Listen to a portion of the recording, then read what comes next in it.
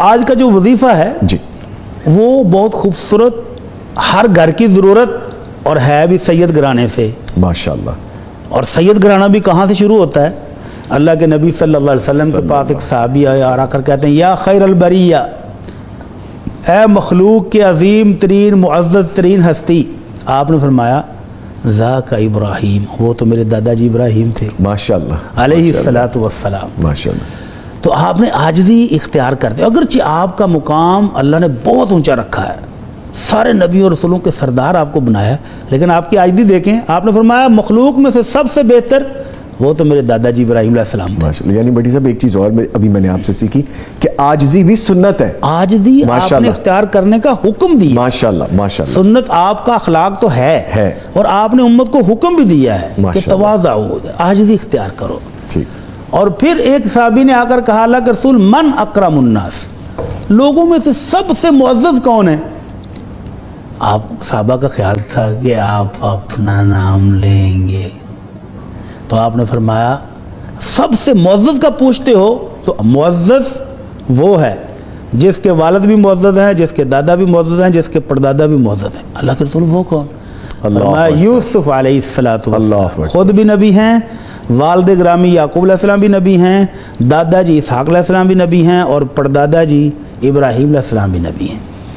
تو یہ اس گھرانے کا جس کو اللہ کے رسول صلی اللہ علیہ وسلم نے معزز گھرانہ شمار کیا، اور وہ آپ کا اپنا گھرانہ ہے، کیونکہ ابراہیم علیہ السلام کے دوسرے بیٹے اسماعیل علیہ السلام کی اولاد سے آخری نبی صلی اللہ علیہ وسلم تشریف لائے۔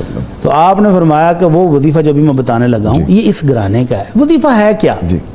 میں اور آپ دیکھتے ہیں اپنے گھروں میں بیٹا ہے، بیٹی ہے، خوبصورت کھیل رہی ہے، اور کھیلتے کھیلتے اچانک گری، چوٹ ایسی لگی کہ ہم سوچ بھی نہیں سکتے، بڑے خوبصورت اٹکیلیاں کرتا ہوا وہ نیچے آ رہا ہے سیڑھیوں سے، اور ایک دم پاؤں پھسلا اور وہ جا کے گرا۔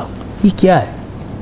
نظر لگ جاتی ہے جی، ہماری اپنی بھی لگ جاتی ہے، جب ہمیں بہت زیادہ لاڑ آتا ہے نا اس وقت لگ جاتی ہے۔ تو ضروری نہیں ہے کہ کسی حاسد ہی کی لگے، کسی دشمن کی لگے، کسی شریک کی۔ ہمارے یہاں تک وہ جو آنٹی آئی تھی اس کی نظریں صحیح نہیں تھی، اس کی نظر لگی ہے، ہمارا فوراً دھیان ادھر ادھر چلا جاتا، اپنی طرف نہیں جاتا۔ بعض دفعہ ہم جب پیار کی انتہا کو پہنچے ہوتے ہیں نا تو اپنی بھی لگ جاتی ہے۔ تو اس منع کو، اس خوبصورت بچے کو جو آپ کی زندگی ہے، جو آپ کا جگر گوشہ ہے، ان کو نظر سے بچانے کے لیے وظیفہ ہے۔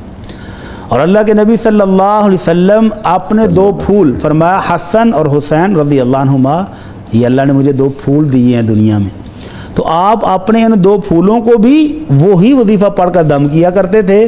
اور ساتھ فرمایا کہ میرے دادا جی ابراہیم علیہ السلام اپنے دو پھول اسماعیل اور اسحاق علیہ السلام، ان کو بھی یہی دم کیا کرتے تھے۔ اب آپ اندازہ لگا لیں کہ یہ کتنا قیمتی ہوگا وظیفہ۔ جی بالکل، کہ جس وظیفے کو ابراہیم علیہ السلام اپنے پھولوں کو دم کرتے ہیں اور امام الانبیاء صلی اللہ علیہ وسلم حسنین رضی اللہ عنہما کو دم کرتے ہیں، وہ وظیفہ بتانے لگا ہوں۔ تو آپ نے جو وظیفہ بتایا وہ یہ ہے اعوذ بکلمات اللہ التامہ من کل شیطان وہامہ ومن کل عین لامہ۔ معنی کیا ہے کہ اللہ، میں اپنے اس بچے کو، اپنی اس بیٹی کو، اپنے اس چہیتے کو تیری پناہ میں دے رہا ہوں، ہر شیطان سے، کوئی شیطان اس کو نقصان نہ دے، کوئی موذی جانور اس کو کوئی تکلیف نہ دے، اور کسی حسد کرنے والے کی نظر اس کو تکلیف نہ پہنچا جائے۔ تو اب اگر نظر لگانے والے کسی حاسد کی نظر سے بھی بچ گیا، کسی موذی کیڑے مکوڑے کے کاٹنے سے بھی وہ بچ گیا، اور کسی شیطان کے وسوسے اور اس کے حملے سے بھی بچ گیا، تو باقی کیا رہا؟ محفوظ ہو گیا نا بچہ۔ تو اپنے خوبصورت بچوں کو، اولاد کو یہ دم کرنا چاہیے، اور جب وہ بڑے ہو جائیں تو پھر وہ وظائف جو ہم نے بتائے ہیں کہ خود اپنے اوپر کریں۔ جب تک وہ چھوٹے ہیں اور آپ کو بڑے پیارے لگ رہے ہیں گھر میں کھیلتے ہوئے، تو ان کو یہ دم کرتے رہنا چاہیے۔